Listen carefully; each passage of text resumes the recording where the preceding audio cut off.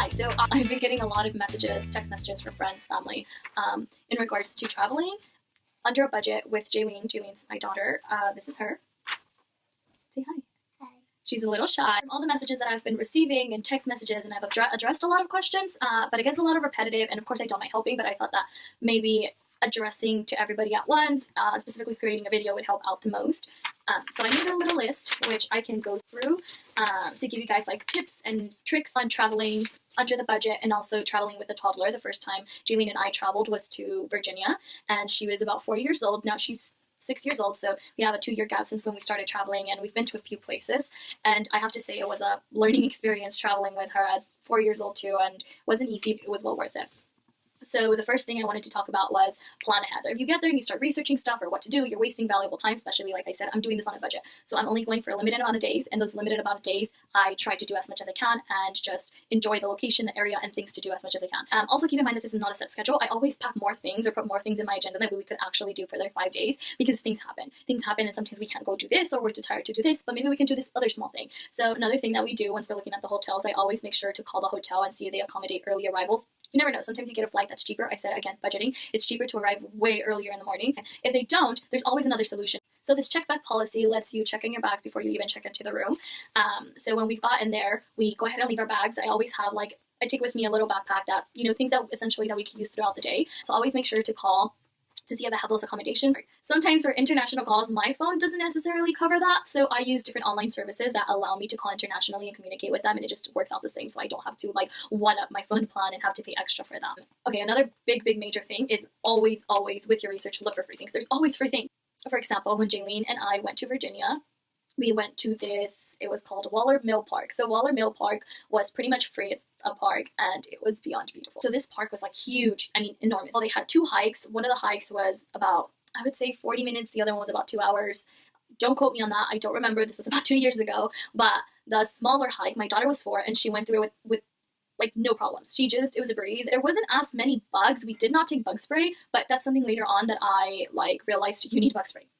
But it was nice. So take bug spray if you're prone to getting bit a lot by bugs, but there wasn't so many there. I dropped my paper. Let's see.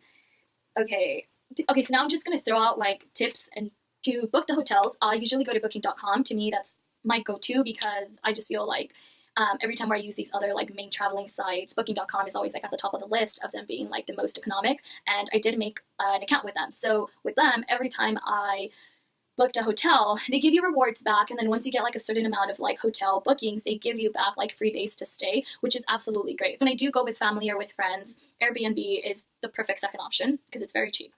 And then you can also, if you go to Airbnb, there's a section where you can click family, so it shows you all the Airbnbs that accommodate families.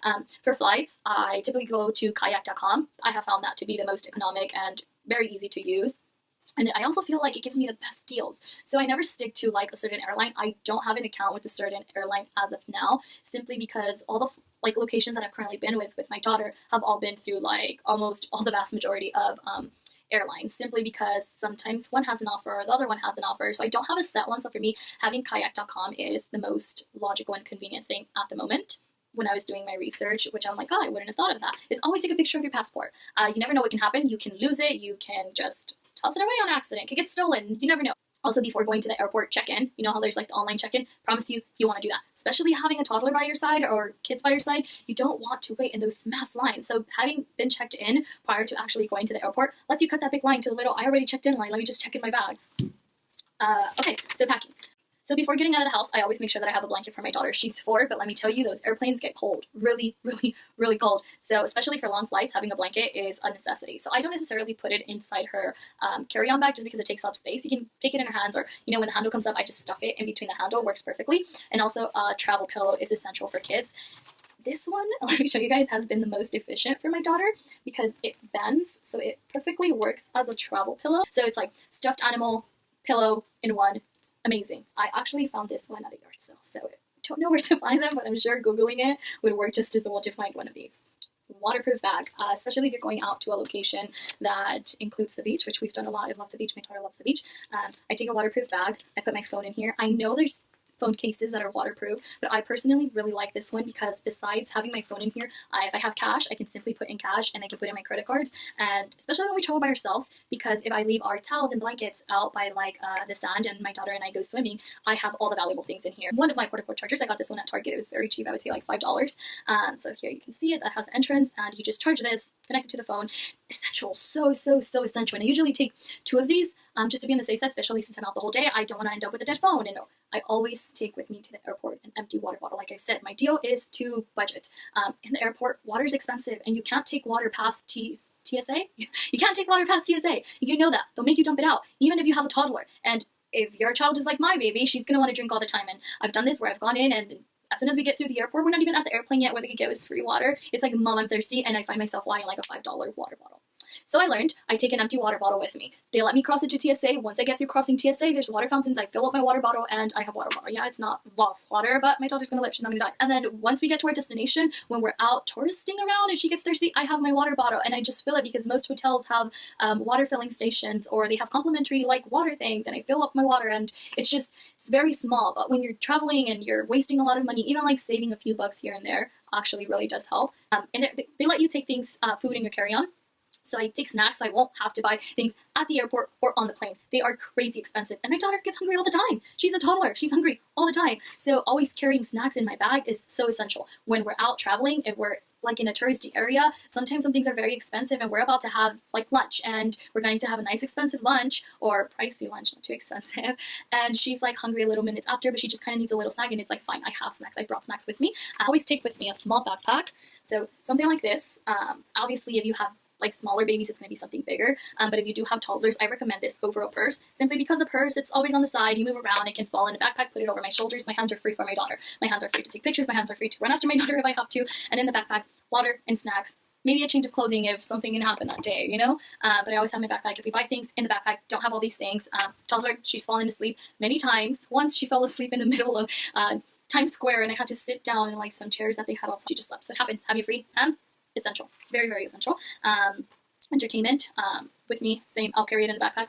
Crayons, coloring book, games, puzzles, something to keep her entertained, because in that airplane she's gonna get bored and she's gonna complain, and if she complains and the people around her get a little like, let's see. Now, precautions. I always take precautions in traveling. You never know what can happen. So number 1, I always take a thermometer with me. My daughter can spike a fever at any time. Kids can get sick at any time. You need to keep that temperature checked, so always a thermometer with me. With that, Tylenol. I take baby Tylenol for her, just no regular Tylenol, but Band-Aids and ointment. Toddler, kids, falls all the time, so Band-Aids and ointments. I do take Benadryl. I've never had to use it. So happy, but I just take it just in case. And pepper spray. I cannot take my pepper spray on the carry-on bag. Of course, TSA would not allow it, but like I said, I always purchase the bag that goes underneath the airplanes, because it allows me to put more food, extra clothing, and my pepper spray. See, if you're going to the beach, don't forget sunscreen, especially because supply and demand. I've gone to a lot of places where I forgot my sunscreen, and it's like $20 for sunscreen, and I'm like, oh, I have another choice because I don't want to get cancer. Don't forget your sunscreen. Don't forget your baby's floaters. She's going to see other kids with floaters, or you're going to want floaters. Supply and demand. You don't want to be heavy for them. And umbrellas. Obviously, if it's going to rain in a place where you're going, or it might rain, take an umbrella. But if it's also very hot and sunny, I also suggest taking an umbrella. There's times where we've walked around and my daughter's just hot, and she doesn't really like hats, so an umbrella works perfectly with her. And having a plan, like I make sure that I know what time this place closes, and you know what buses I can take from there to the hotel, and at what time do those buses stop running, or when do they start running again, or how often they come around, you know, just so I can have my plan. If like my phone dies or anything happens, it's like I already have this plan in my head. Usually have a little plan in a little paper, and I'm like, okay, this is what we're gonna do, and here we go home. That's pretty much all I can think of for now.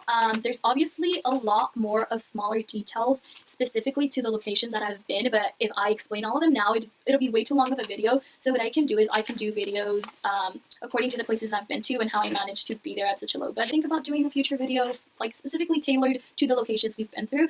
So I hope this has helped and addressed some of the questions you guys have. I probably missed some things, but I can go ahead and address them in the future. And if you have some tips and tricks that you know of that I don't know of, please let me know, because I'm still learning how to do this, and knowing more would always be helpful. Thank you.